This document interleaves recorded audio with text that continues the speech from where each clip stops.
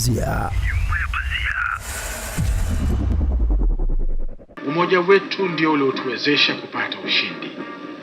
Kazi iliyobaki ni mapambano ya kujenga uchumi wetu uliovurugwa na vita. Baada ya uhuru wa Tanganyika mwaka 1961, Mwalimu Julius Kambarage Nyerere aliamini kuwa uhuru wa Tanganyika haungekuwa na maana iwapo nchi nyingine za Afrika bado ziko chini ya ukoloni. Na hiyo ilipelekea kutoa hifadhi kwa baadhi ya viongozi wa Afrika wakapewa maeneo hapa Tanganyika ili kuendeleza harakati za ukombozi. Lakini swali linakuja, waliwezaje kuendeleza harakati za ukombozi wakiwa Tanganyika bila kuwa katika mataifa yao? Jibu linakuja ni kupitia Radio Tanzania Dar es Salaam. Sauti zilitumika kufikisha ujumbe katika mataifa yao ili kuhakikisha wanaendeleza harakati za ukombozi. Je, ungependa kusimama katika eneo ambalo sauti ziliunganisha baadhi ya nchi za Afrika?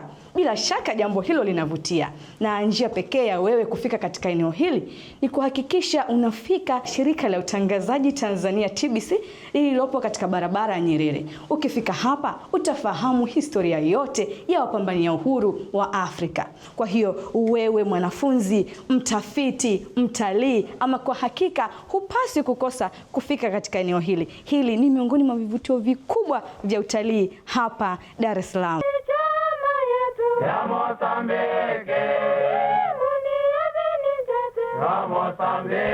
Sauti zilizowahi kuvuka mipaka ya Afrika zikitangaza matumaini ya uhuru hazina budi kuendelea kuishi. Ndiyo maana leo TBC inaendelea na mchakato wa kuzihamisha sauti hizo zilizorekodiwa tangu miaka 1960 kutoka kwenye mikanda ya zamani ya analojia kwenda kwenye mfumo wa kidijitali. Hatua hii inalenga kulinda kumbukumbu hizi muhimu zisiharibike, kuzifanya zipatikane kwa urahisi na kuhakikisha urithi huu wa kihistoria unaendelea kunufaisha watafiti, wanafunzi na vizazi vijavyo.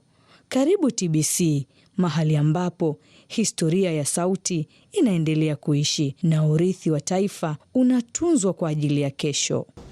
Mwalimu alipigania haki, usawa na amani na utetezi wa wanyonge.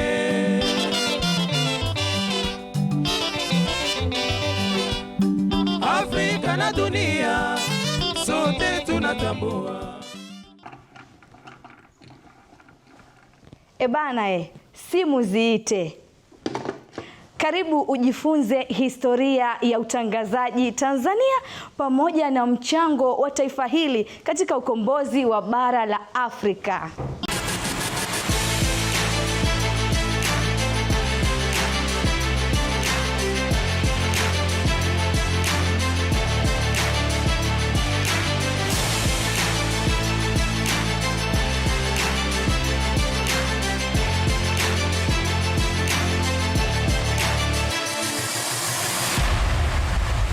Nyuma ya pazia.